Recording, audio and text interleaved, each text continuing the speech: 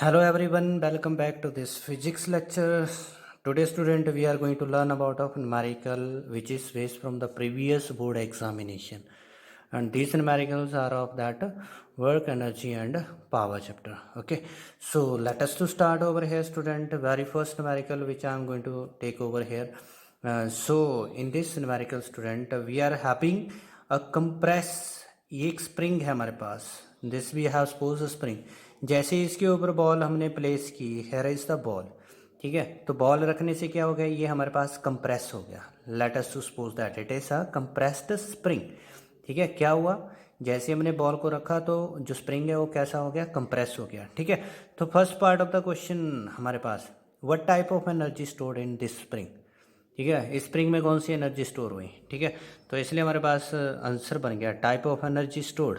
So there is energy stored. So which energy stored. So already told to you, अगर shape बदल जाती है तो हमारे पास उस वक्त उसमें कौन सी एनर्जी हो जाती है, it is that of potential energy. So therefore we are going to call it is as elastic potential energy. Okay, so this we are having elastic potential energy. So answer is what, elastic potential energy is the energy which is stored in this compressed spring. Now the second part of the question, this we have given the answer. Okay, second part of this question that why this ball flies away. Why does ball fly away. ठीक है, तो ये जो हमारे पास जैसे ही suppose करो, imagine करो, एक बॉल स्प्रिंग के ऊपर जैसे ही फेंकी जाती है, ठीक है, ड्रॉप होती है, तो वो स्प्रिंग एकदम से कंप्रेस करता है, और कंप्रेस करने के बाद वो क्या करेगा, एक्सपेंड करेगा. एक्सपेंड करेगा तो फिर ये जो बॉल है ये क्या करेगी, ये भाग जाती है, यानी कि उड़ जाती है वहाँ से. ठीक है, तो ऐसा क्यों होता है, why ball fly away. So we can say over here student कि हमारे पास जो कंप्रेस स्प्रिंग था उसमें पोटेंशियल एनर्जी, लेकिन जब ये स्ट्रेच करेगा तो स्ट्रेच करने पर, यहाँ पर मैं लिख रहा हूँ कि व्हेन स्प्रिंग स्ट्रेचेस, जब ये स्प्रिंग स्ट्रेच करेगा तो हमारे पास क्या हो जाएगा, जो पोटेंशियल एनर्जी है वो किस में चेंज हो जाएगी, काइनेटिक एनर्जी में चेंज हो जाएगी. It will change to kinetic energy. So thus this ball will fly away. ठीक है, so this is that answer for the question कि ये ball why this will fly away. So the reason is there because जो compressed spring की potential energy है, जैसे ही ये stretch करेगा तो ये काइनेटिक में बदल जाएगा, and this will provide motion to the ball. Motion to the ball. ठीक है, तो जिसकी वजह से बॉल क्या होगा, वहाँ से फ्लाई अवे हो जाता है. ठीक है, now this is the second question. Now we are going with the second one. Second question में स्टूडेंट जैसे हमारे पास क्या किया गया, ये एक हॉरिजॉन्टल सरफेस है, this is that a horizontal surface. ठीक है, और इस हॉरिजॉन्टल सरफेस के ऊपर हमने क्या किया, एक ट्रॉली को यहाँ पर कंप्रेस्ड स्प्रिंग के साथ अटैच कर दिया. कंप्रेस का मतलब क्या हो गया, जिसमें कॉइल एक दूसरे के क्लोजर होते हैं. ठीक है, तो इसलिए ये क्या होगा, कंप्रेस, सिकड़ा हुआ. ठीक है, तो ये हमारे पास कंप्रेस्ड जो स्प्रिंग है, और ये ट्रॉली. ठीक है, ये ट्रॉली हमारे पास है. So this is over here compressed spring. So now over here given to us कि ये जो ट्रॉली है, ये हमारे पास इसका मास हमारे पास दिया है, इट इज ऑफ 0.5 किलोग्राम. ठीक है, क्या है ये, ट्रॉली का मास दिया है हमारे पास. दूसरा बात इसमें बोला गया, जैसे ही हम रिलीज करते हैं, ठीक है, जैसे ही ये स्प्रिंग स्ट्रेच होता है, so it provides the motion to this trolley. और ये क्या कर रहा है हमारे पास, इसको वी स्पीड, मतलब कि आगे की तरफ जिस मोशन से वो लेकर के जाता है, that it is 2 metre per second. ठीक है, now the question is there, how much is the energy stored. Energy stored in compress spring. तो जो कंप्रेस स्प्रिंग था हमारे पास, उसमें कितनी एनर्जी स्टोर्ड थी. ठीक है, तो स्टूडेंट इस क्वेश्चन के लिए आपको दोबारा से वही बेसिक के ऊपर जाना पड़ेगा. हमारे पास कंप्रेस स्प्रिंग के अंदर कौन सी एनर्जी थी, पोटेंशियल एनर्जी थी ना, है ना, इलास्टिक पोटेंशियल एनर्जी थी. और जैसे ही ये स्प्रिंग स्ट्रेच करेगा तो इसकी पोटेंशियल एनर्जी किस में बदल जाएगी, पिछले वाले क्वेश्चन में हमने क्या बोला था, काइनेटिक में बदल जाएगी. तो ये किसको काइनेटिक मोशन दे रहा है, उस ट्रॉली को काइनेटिक मोशन दे रहा है. ठीक है, तो इसलिए मैं लिख रहा हूँ यहाँ पर कि जो कंप्रेस्ड स्प्रिंग था उसकी पोटेंशियल एनर्जी, क्योंकि हमें यही तो निकालना है potential energy of compressed spring, ठीक है। तो ये जो पोटेंशियल एनर्जी थी ये किस में बदल जाती है, ये काइनेटिक एनर्जी में बदल जाती है, ठीक है। तो ये काइनेटिक एनर्जी किसको मिली, ये मिली थी ट्रॉली को, क्योंकि ट्रॉली किस स्पीड से बाहर की तरफ जाती है, 2 मीटर पर सेकेंड की स्पीड से जाती है। तो इसलिए हमारे पास काइनेटिक एनर्जी का फार्मूला क्या है, 1/2 mv का स्क्वायर। तो जहाँ से हमारे पास 1/2 मास कितना था ट्रॉली का, 0.5 था, और v स्पीड किससे बाहर जा रहा है, ये 2 मीटर पर सेकेंड, तो ये v का स्क्वायर यानी कि 2 का स्क्वायर 4 हो जाएगा, ठीक है। जिससे ये हमारे पास आंसर क्या आ जाएगा, that this potential energy will be equal to its kinetic energy and which is equal to that of 1, if we will do this multiplication then we will get this answer. तो 1 joule की जो हमारे पास potential energy थी वो उस compress spring के अंदर store थी, ठीक है। Now let us to take this another example, ये हम थर्ड एग्जांपल यहाँ पर सपोज कर रहे हैं, ठीक है। तो इसमें स्टूडेंट हमारे पास क्या बोला गया कि एक वेट है, उस वेट को दिया गया इट इज़ 400 न्यूटन, और इसकी काइनेटिक एनर्जी को के से लिखते हैं ना, तो इसकी काइनेटिक एनर्जी जो है हमारे पास 500 जूल दी गई, ठीक है। तो जी की वैल्यू इसमें जो है 10 मीटर पर सेकंड का स्क्वायर दिया गया है, और हमसे पूछा कि with what speed it is moving, ये कौन सी स्पीड से चल रही है। क्या बोला गया, एक वेट 400 न्यूटन का है बॉडी का, और वो 500 जूल की काइनेटिक एनर्जी से चल रही है, ठीक है। तो बताओ उसकी वेलोसिटी क्या होगी। मतलब कि जैसे एक बस है, बस का वेट 400 न्यूटन का है और उसकी काइनेटिक एनर्जी 500 जूल की है, तो स्पीड क्या हुई उसकी। तो स्टूडेंट हमें मतलब कि सोल्यूशन के लिए हमें पता है कि काइनेटिक एनर्जी भी हमारे पास जो 500 जूल दी थी ना, तो काइनेटिक एनर्जी का वैसे फार्मूला क्या होता था, हाफ ऑफ mv का स्क्वायर होता था, है ना। तो हमारे पास, मैं क्यों इस फार्मूले का यूज़ कर रहा हूँ, क्योंकि काइनेटिक एनर्जी हमें गिवन है, और इस फार्मूले के अंदर जो हमारे पास v आता है, ठीक है, तो v हमने निकालना है जिस स्पीड से वो बाहर जा रहा है, ठीक है। तो इसलिए हमारे पास यहाँ पर जो v निकालने के लिए ये बाकी टर्म मैं इस तरफ ले आऊँ, 2 को इस तरफ ले आए तो 2k हो गया, m जब लेफ्ट साइड आएगा तो डिवाइड में हो जाएगा, तो इसलिए ये क्या हो गया, v का स्क्वायर हो गया। या फिर आप यहाँ पर लिख सकते हो कि हमारे पास जो v है that it becomes over there under of 2k/m, ये बन गया, इसका स्क्वायर उस तरफ 100 बन गया, ठीक है। तो अब हमने वैल्यू पुट करनी है, तो देखो ना, मास चाहिए मुझे, ठीक है, यहाँ पर मास की ज़रूरत है, काइनेटिक एनर्जी मुझे गिवन है ऑलरेडी, तो स्पीड निकाल लूँगा। तो मास मिलेगा मुझे इस वाले फार्मूले से, ये जो वेट है, ठीक है। एक बात याद रखना, हाँ, मतलब कि वेट को आप अगर जी से डिवाइड कर दोगे ना तो आपको मास मिल जाएगा, ठीक है। जब भी आपने मास निकालना होगा, आपको वेट दिया हो तो उसको जी से डिवाइड कर देना, अदरवाइज ऐसे तो हम जानते ही ना वेट को कैसे लिख सकते हो, मास इंटू जी। तो मास निकालना है तो वेट को जी से डिवाइड कर देना, वही तो मैं कह रहा हूँ, ठीक है। तो यहाँ पर हमारे पास स्टूडेंट अगर बात की जाए तो मास कितना आया मेरे पास, तो मास आया मेरे पास दैट ऑफ वेट अपॉन में this g, so 10 I get over here 400/10, यानी कि मेरे पास आ गया ये 40 kg का, ठीक है। तो ये मास है, तो अगर मेरे पास मास 40 kg है, so therefore what is that speed, तो स्पीड इसकी आ गई स्टूडेंट यहाँ पे 2 × 500, काइनेटिक एनर्जी 500 थी, अपॉन में मास आ गया 40 का, ठीक है।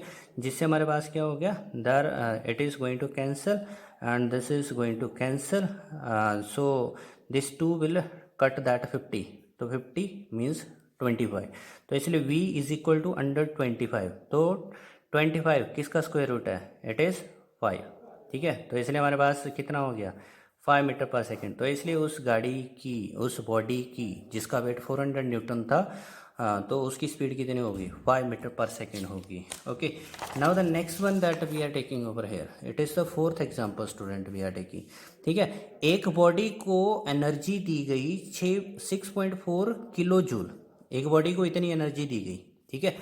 तो हमारे पास इस एनर्जी को जब बॉडी को प्रोवाइड किया गया तो उसने डिस्प्लेसमेंट की 64 मीटर की, ठीक है। और कितने देर में ये 64 मीटर कवर करता है, इट इज़ इन 2.5 सेकेंड, ठीक है। ये हमारे पास बोला गया है, ठीक है। क्या बोला, एक बॉडी को हमने 6.4 किलो जूल एनर्जी दी और ये 64 मीटर डिस्प्लेस हो जाता है 2.5 सेकेंड्स में.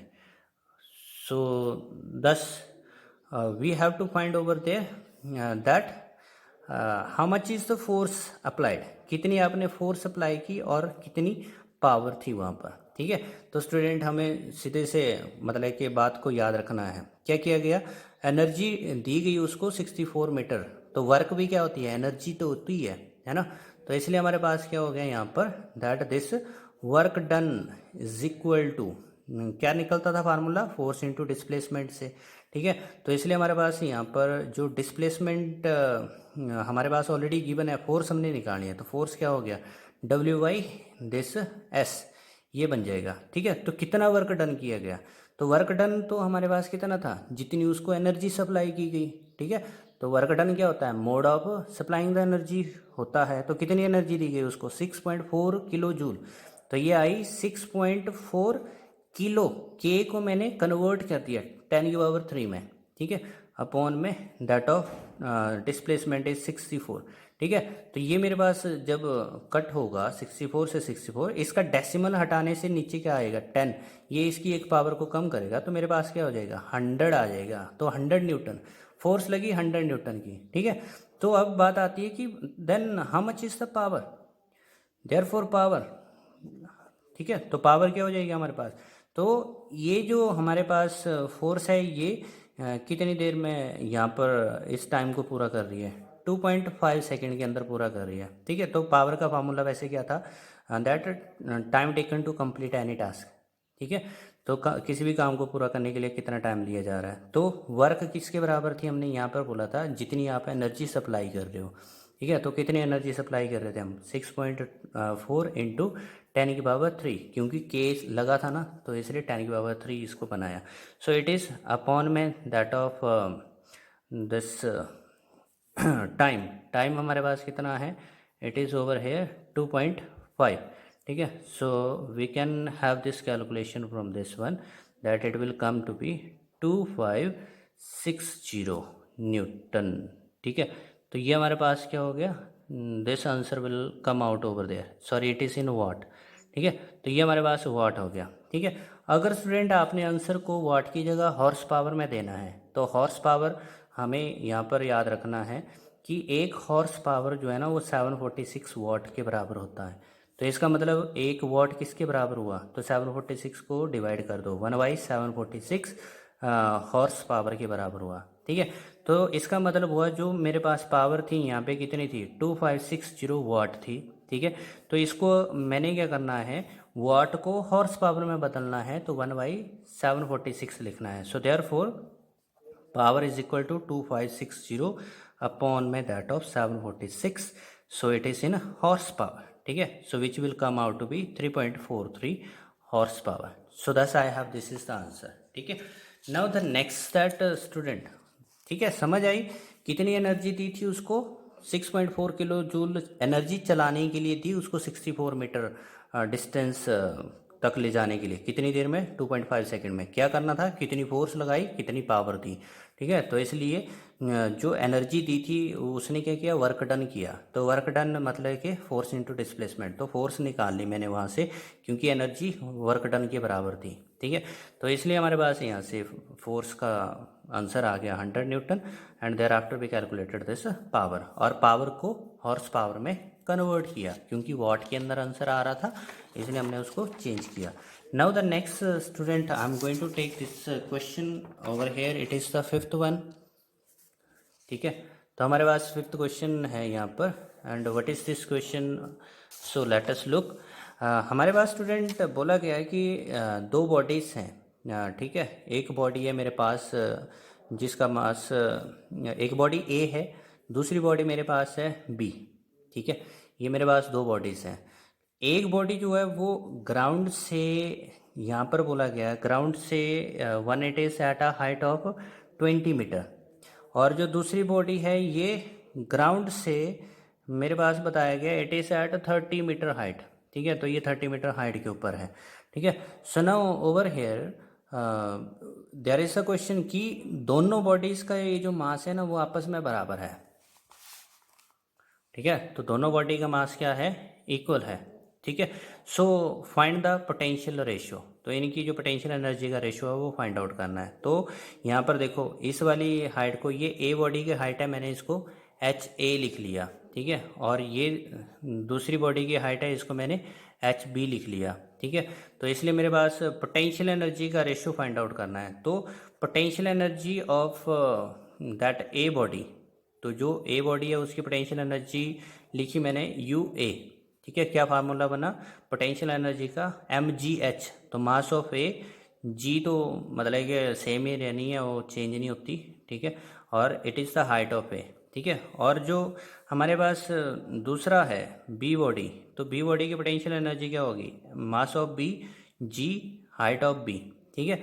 तो आपने क्या करना है, ये दोनों की पोटेंशियल एनर्जी है, इनका रेशियो फाइंड आउट करना है। तो रेशियो लेफ्ट साइड को लेफ्ट से डिवाइड किया, राइट साइड को राइट से डिवाइड किया। ठीक है। तो ये इक्वल मैंने यहाँ पर एक कट कर लिया है। तो इसलिए मेरे पास स्टूडेंट यहाँ पर क्या हुआ, दोनों के मास क्या थे, बराबर थे। इसलिए ये मास तो आपस में बराबर कट हो गया, ये जी आपस में कट हो गया। ठीक है। तो इसका मतलब हुआ दैट इम्प्लाइज कि जो पोटेंशियल एनर्जी का रेशियो है ये किसके बराबर हुआ, it is the ratio of their height. ठीक है। तो कितनी आई हाइट, ए की कितनी हाइट है 20, बी की कितनी हाइट है 30, कट हुआ क्या आया 2:3 आ गया। ठीक है। तो इसलिए हमारे पास यहाँ पर क्या बोला गया था, जो ए बॉल है वो ग्राउंड से 20 मीटर हाइट के ऊपर है, बी बॉल जो है वो ग्राउंड से 30 मीटर हाइट के ऊपर है। तो दोनों के मासेस एक बराबर हैं, तो उनकी पोटेंशियल एनर्जी का रेशियो फाइंड आउट करना है। ठीक है। So now the next is there. तो नेक्स्ट क्वेश्चन स्टूडेंट हमारे पास है that it is what is given to us, एक बॉडी है जिसका मास है 0.20 किलोग्राम। ठीक है। ये बॉडी का मास है, और हमने क्या किया, उसको अपवर्ड थ्रो किया, ये अपवर्ड थ्रो किया। तो जब इसको अपवर्ड थ्रो किया तो इसको हमने initial energy the, how much is that, initial जो वेलोसिटी इसको दी 20 मीटर पर सेकेंड। ठीक है। ये इसको potential energy sorry initial velocity दी। ठीक है। Now there is the question कि find out its maximum potential energy. ठीक है। इसकी मैक्सिमम पोटेंशियल एनर्जी कितनी है। ठीक है। तो स्टूडेंट एक चीज़ को याद रखना पड़ेगा, पोटेंशियल एनर्जी मैक्सिमम कब होगी, जब ये मैक्सिमम हाइट देगी। तो इसलिए लिखा मैंने कि एट मैक्सिमम हाइट मेरे पास क्या होगा, this energy will B maximum. ठीक है। तो कहाँ पर ये एनर्जी मैक्सिमम होगी, एनर्जी विल बी मैक्सिमम। तो ये मैक्सिमम होगी जब हाइट क्या होगी, मैक्सिमम होगी, क्योंकि हमें पता है ना पोटेंशियल एनर्जी का फॉर्मूला एम जी एच होता है। तो जितनी ज़्यादा हाइट होगी उतनी ज़्यादा पोटेंशियल एनर्जी होगी। ठीक है। तो जब आप बॉल को वर्टिकली अपवर्ड थ्रो कर रहे हो, ठीक है, तो उसकी क्या हो रहा है, जैसे जैसे वो ज़मीन से ऊपर की तरफ जा रहा है तो उसकी क्या हो रही है, हाइट बढ़ रही होती है। ठीक है। तो इसलिए हमने वो मैक्सिमम हाइट कौन सी होती है, वो हाइट जिसके बाद फिर वो नीचे की तरफ वापस आएगा। ठीक है। जब भी आप बॉल को ऊपर की तरफ फेंकते हो तो ऐसा थोड़ी ना है कि वो मतलब कि आगे की तरफ ही चलता रहता है, नहीं। ठीक है। वो एक हाइट अटेन करने के बाद क्या हो जाता है, वापस आता है, यानी कि वो रुकता है और रुकने के बाद फिर नीचे की तरफ गिरता है। ठीक है। तो इसलिए स्टूडेंट हमारे पास यहाँ पर मैक्सिमम हाइट हमें फाइंड आउट करना जरूरी है। तो यहाँ पर हम जस्ट इस कंसेप्ट को देखें, जब आप बॉल को यहाँ पर इनिशियली 20 मीटर पर सेकेंड से आपने थ्रो किया ऊपर की तरफ, तो यहाँ जैसे जब ये इस हाइट पर पहुँचा तो ये क्या कर जाएगा, थोड़ी देर के लिए, फ्रैक्शन ऑफ द सेकंड के लिए रुक जाएगा। ठीक है। तो इसकी फाइनल वेलोसिटी वहाँ पर क्या हो जाएगी, 0। तो इसलिए ये वो हाइट है जो इसने अटेन की। ठीक है। तो हमारे पास यहाँ पर क्या करना, हमने equation of uniform accelerated motion use करनी है, यूनिफॉर्म एक्सेलरेटेड मोशन। तो कौन सी है हमारे पास, तो इसमें स्टूडेंट हम देखेंगे कि हमारे पास जो third equation v² - u² = 2as, ये लिखते थे ना हम। तो यहाँ पर अगर हम देखें, जब बॉडी ऊपर की तरफ जाती है तो उस वक्त अर्थ की ग्रेविटी उसे किस तरफ खींचती है, नीचे की तरफ खींचती है। ठीक है। तो इसलिए हमारे पास क्या हो जाएगा, v² - u² = -2g, और s जो था ना ये क्या है, वो हाइट अटेन कर रहा है, तो इसलिए h लिख लिया मैंने। ठीक है। सो नाउ ओवर हेयर ये तो 0 था, 0 - u का स्क्वायर, u कितना था 20 का square, equals to minus of 2 into that of G. G की वैल्यू क्या होती है 10 इंटू एच। ठीक है, तो ये 0 माइनस समथिंग वो समथिंग ही आना है, तो -400 equals to minus of 10 into 2 20 into h. ठीक है, माइनस से माइनस कट हुआ, 0 से 0 कट हुआ, 2 इस 40 को कट करेगा तो 20 आ जाएगा। तो इसलिए हाइट कितनी आ गई 20 मीटर आ गई हमारे पास height. It is that maximum height. ठीक है, तो ये क्या हो गया मैक्सिमम हाइट आ गया। ठीक है, तो इसलिए potential energy therefore potential energy क्या होगी इसकी, तो हमारे पास mgh। ठीक है, तो कितना मास था उसका, ये ऑलरेडी यहाँ पर मास लिखा हुआ है, इट इज़ 0.20 और कितनी जी की वैल्यू 10 और हाइट कितनी मैक्सिमम अटेन की उसने 20। तो इसलिए हमारे पास क्या हो गया that it is going to come as that of 40 joule. This is that potential energy, ये उसकी मैक्सिमम पोटेंशियल एनर्जी है। This is the maximum potential energy. ठीक है, तो ये मैक्सिमम पोटेंशियल एनर्जी के लिए फिर से थोड़ा सा फोकस करना। क्या किया हमने, हमें मास दिया था और उस बॉडी को ऊपर की तरफ फेंका था इनिशियल वेलोसिटी 20 मीटर पर सेकंड से। ठीक है, तो हमसे पूछा कि मैक्सिमम आप पोटेंशियल एनर्जी बताओ। तो इसके लिए हमने लॉजिक का क्या यूज़ किया कि मैक्सिमम एनर्जी तब होगी जब वो मैक्सिमम हाइट को अटेन करेगा। ठीक है, तो इसके लिए हमने यहाँ पर इस डायग्राम की हेल्प ली कि जब इस इनिशियली इस ग्राउंड के पास थी तो इसकी वेलोसिटी इतनी थी, जैसे जैसे ये ऊपर जा रहा था उसकी वेलोसिटी धीरे धीरे कम हो रही थी, इस जगह पे वो 0 हो जाती है। ठीक है, तो इसलिए जो इसने हाइट यहाँ से यहाँ तक अटेन की थी वो हमने एच मेंशन कर ली थी। तो इसलिए हमने यहाँ पर ये third equation of uniform accelerated motion का यूज़ किया। ठीक है, जिसमें एक्सेलरेशन क्या हो रही थी -g के बराबर, क्योंकि अपवर्ड मोशन था ना, तो इसलिए -g ले लिया। तो इसलिए हमारे पास ये हाइट हमने फाइंड आउट कर ली, तो ये मैक्सिमम हाइट थी, तो इसलिए पोटेंशियल एनर्जी का फार्मूला लगाया और आंसर हमारे पास बन गया। ठीक है, so this is that the way of solving the question. ठीक है, now let us to take that one more question. यहाँ पर स्टूडेंट हम कहते हैं कि लेट अस टू सपोज मेरे पास ये एक बॉडी है, इसको मैंने क्या किया ग्राउंड से एक हाइट h तक लिफ्ट कर दिया, यहाँ तक लिफ्ट कर दिया। ठीक है, तो इस बॉडी का मास मेरे पास दिया हुआ था, इट वाज ऑफ 0.5 किलोग्राम। ठीक है, तो इसको जब हम यहाँ से ऊपर तक लेकर के जाते हैं तो हमारे पास जो इसमें एनर्जी स्टोर हो जाती है energy, so this energy is that of equal to this 1 joule. तो इतनी एनर्जी उसमें स्टोर हो जाती है। ठीक है, तो now we have to find over there how much is the height. ठीक है, हाइट कितनी अटेन की उस बॉडी ने। तो एक बात याद रखो स्टूडेंट, ज़मीन से ऊपर उठाया तो कौन सी एनर्जी स्टोर हुई उसमें, पोटेंशियल एनर्जी ना। पोटेंशियल एनर्जी का फार्मूला क्या था mgh था। तो इन्होंने बोला है कि पोटेंशियल एनर्जी जब उसको ज़मीन से ऊपर उठाया तो कितनी एनर्जी स्टोर हुई 1 जूल, यानी कि पोटेंशियल एनर्जी कितना हुआ 1 के बराबर हुआ। कितना मास है उस बॉडी का जिसको उठा रहे हो आप 0.5 है, और जी की वैल्यू 10 यूज़ कर लो। कितनी हाइट अटेन करनी है वो तो हम निकालना चाहते हैं, we want to find out this height. ठीक है, तो इसलिए हमारे पास जो height therefore from this we get this is going to be 0.2 metre. तो ये हमारे पास हाइट आ गई। Okay, so that's all from this video student, keep on watching, share and like, subscribe, thank you.